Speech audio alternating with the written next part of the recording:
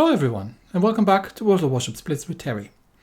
Apologies first if I'm a little bit slow this week with responding to anything, because I have been super busy at work, mostly.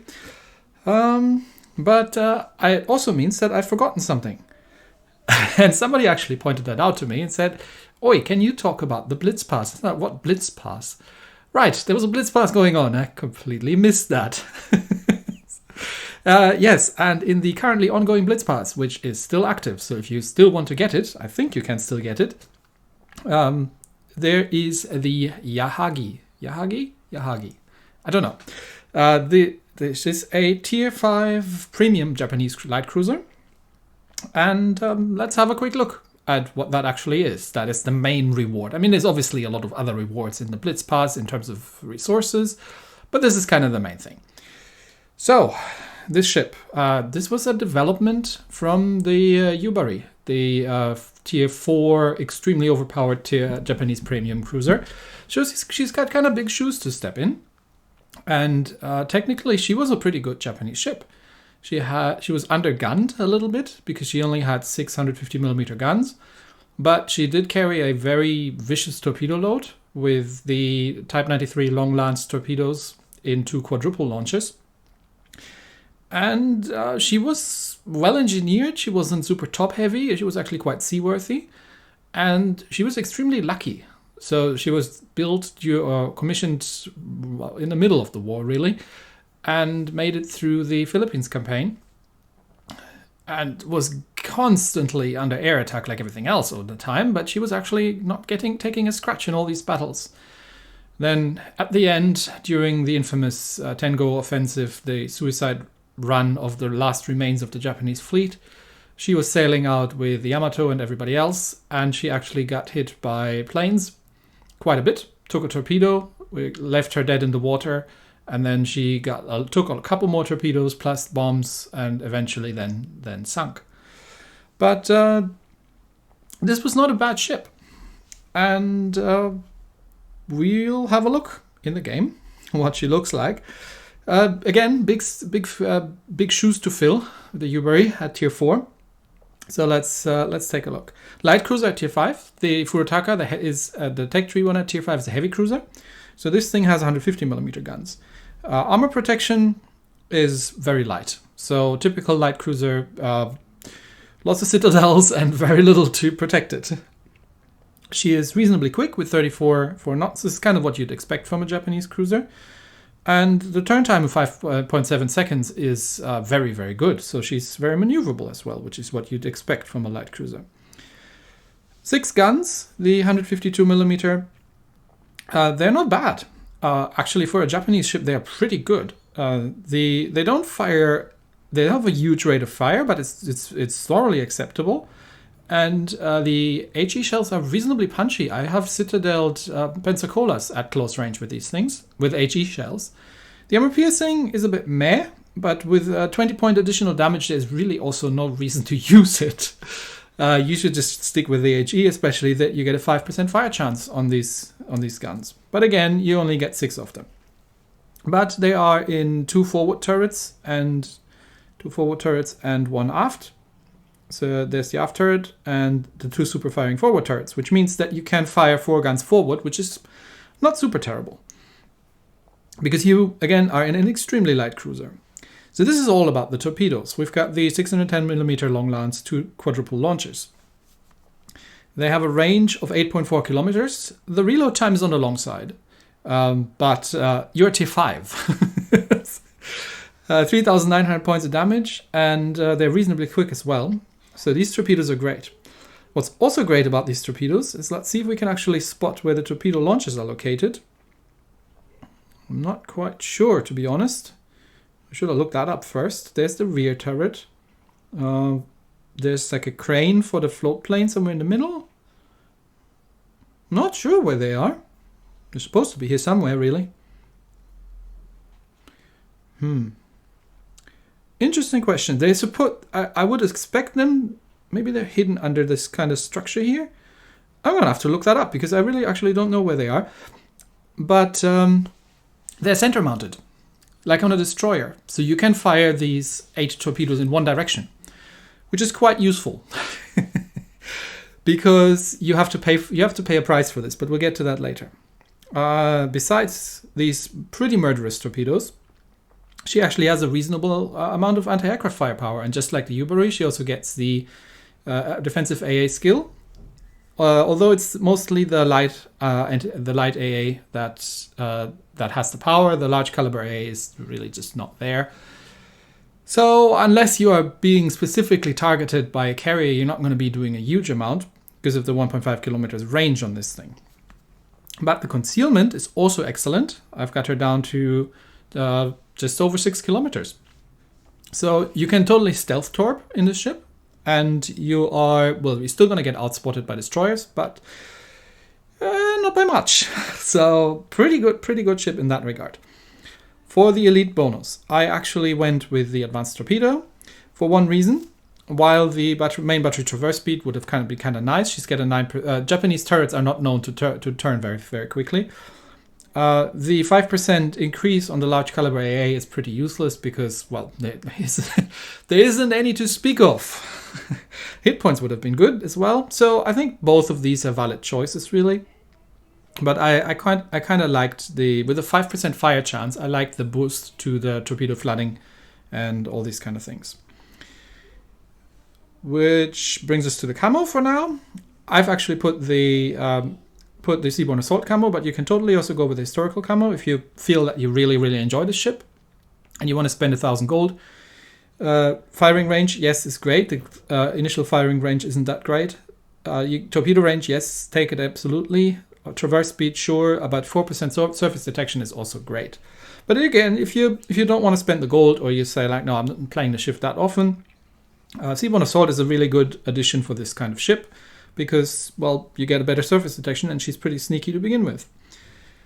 Equipment-wise, what have I got in here? I've got the main battery mod 2. So mid-tier light cruiser, only 6 guns, relatively sluggish on the reload, but if you compare her to something like a Königsberg, you cannot get into a gun duel with these things.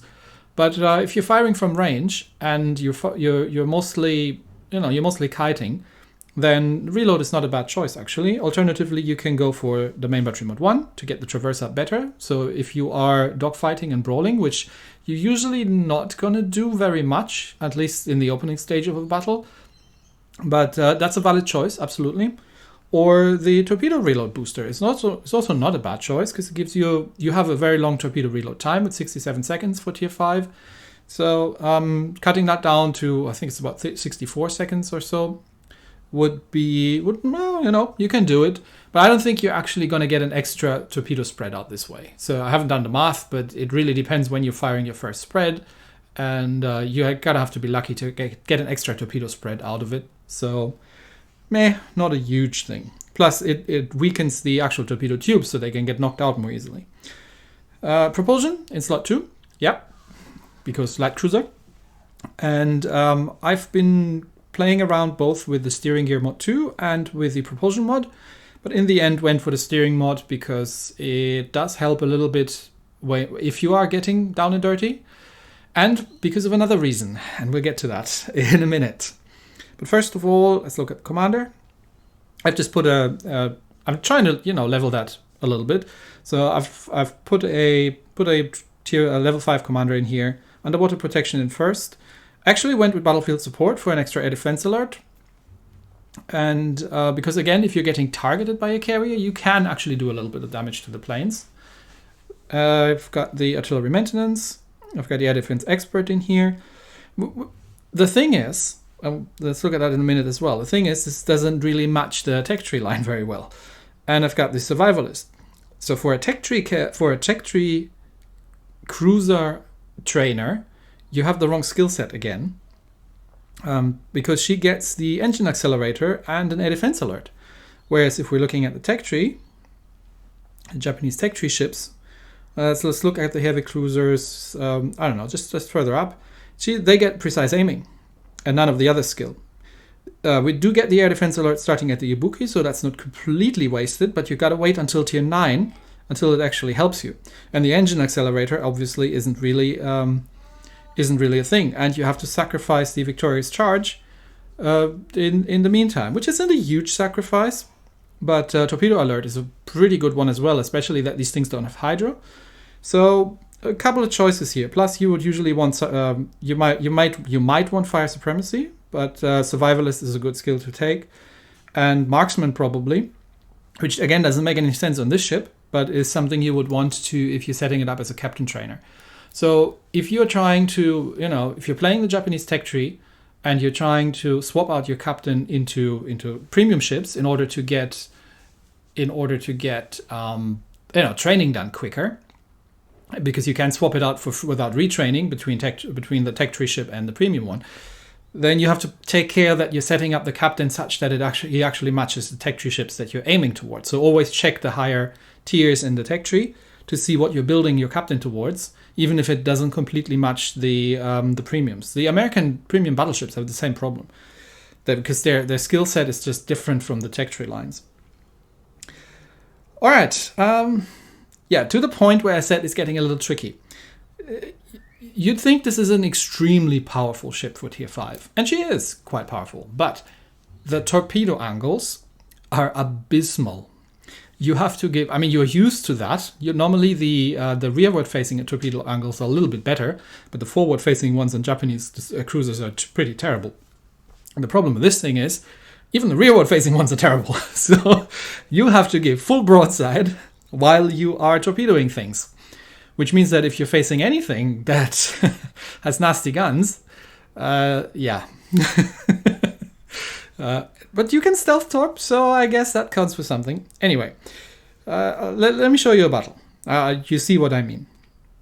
So here we are. We're top tier. We're playing Big Race, which it's really one of my favorite maps. I love this map on Domination. And what's the enemy team have? Julio Cesar, a Courbet, an Orion, and a Königsberg. Ooh. But yeah, we gotta watch out, especially for the battleships here. The Nicholas and the Isokazu not so much, and probably not the Kuma so much either. But it looks pretty good. We've got one battleship extra on our team, but one destroyer less. So no carriers, but which means I don't need to give air cover to the destroyer. So if I'm spawning on this side here, I like heading into the flanking caps. With a very light cruiser, I don't like to go into B. So A and C is not a bad choice. You can totally grab C and A and then shred things in the middle, or you can grab A and B or B and C and then defend B against the other side. It also depends a lot where the enemy team is going. So let's see how this goes. But with the engine boost, she does almost 38 knots. So you can keep up with the destroyers on this thing. And we're probably bound to find something coming through between these two islands there. So let's see what's going to happen. No one's capping yet. So 2 destroyers on the enemy team. I would have expected someone to be near a cap yet. And we're capping A. I'm detected. I'm not counter spotting, so that's a destroyer because I'm pretty sure I can outspot everything else in the game. So he's probably over there or behind. Yeah, there he is. There's the Nicholas, and there comes the Kuma. Okay. Can I get a couple shots out at the Nicholas? I'm not going to bother with torpedoes because I don't think I can actually hit him with my torpedoes. But I've got the armor piercing loaded against destroyers. You can do that. Against everything else, it's really not worth it. Okay, the Nicholas doesn't seem to be interested in me, and I'm starting to bounce the shots off the Nicholas. This is, by the way, why you have the acceleration mode. Now look at this Kuma. He's not paying any attention because he's fighting our destroyer. I'm swinging the torpedoes around, but look at these torpedo arcs. They're terrible. Okay, Kuma's probably going to go in a full turn. And so I'm going to drop the torpedo slightly ahead because he accelerates out of the turn. And just casually sail away. Yep, I've got him. Don't you worry. And again, I'm just firing high explosive here. And yeah, that's the end of the Kuma. And now we're free to swing around. So we're holding A and B.